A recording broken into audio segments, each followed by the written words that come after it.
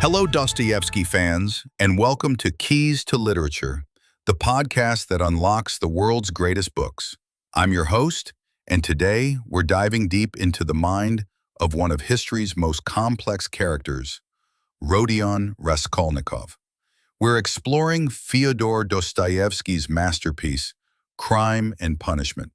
Published in 1866, this novel is more than a murder mystery.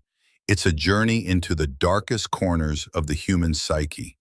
At its center is Raskolnikov, an impoverished former law student in St. Petersburg. Plagued by poverty and philosophical despair, he develops a theory of extraordinary men.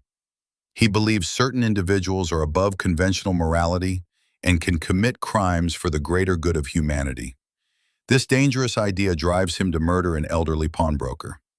Raskolnikov commits the crime not just for money, but to test his theory and prove he is an extraordinary man, not a louse. No end. But what happens after the murder? The book focuses less on the act itself and more on the intense psychological torment Raskolnikov endures. He is consumed by guilt, paranoia, and feverish hallucinations. The story transforms from a simple crime narrative into a gripping portrait of how guilt can devour a person from the inside out. Dostoyevsky shows us that a crime is not just a legal act, it's a wound that deeply scars the soul and conscience. Raskolnikov's theory shatters, and he finds himself trapped in the prison of his own mind. Throughout the novel, Raskolnikov's tormented conscience brings him into contact with an unforgettable cast of characters. The most important is the devout and selfless prostitute, Sonya Marmeladova. She acts as a moral mirror for Raskolnikov, representing the possibility of redemption through faith, love, and compassion. When Raskolnikov confesses his crime to her, it marks a turning point in his inner struggle.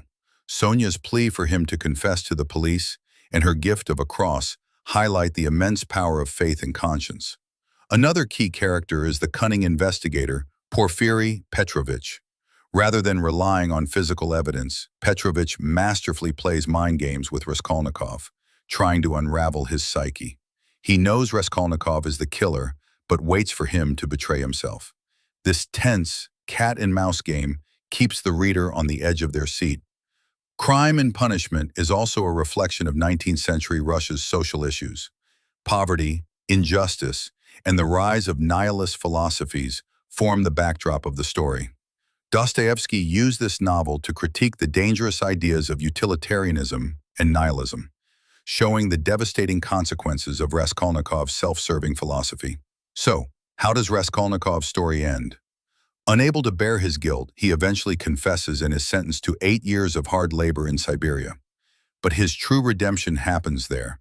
Sonya follows him, and her unwavering love leads